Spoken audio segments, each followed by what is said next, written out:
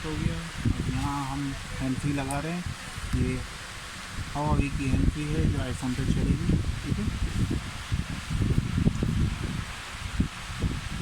थोड़ा जल्दी। हाँ साउंड अच्छा, मुझे साउंड सुनवा देना। ठीक है, ये साउंड आ रहा है। ये देखें, अब हम इसकी चार्जिंग भी चेक करेंगे। साउंड प्ले है, ये देखें म्यूज़िक भी प्ले है, चार्जिंग भी हो रही है। प्लस इसमें वॉल्यूम कंट्रोल भी दिया हुआ है। जो आप वॉल्यूम कंट्रोल यहाँ देखें, वॉल्यूम कंट्रोल, ये म्यूज़िक बंद हो गया।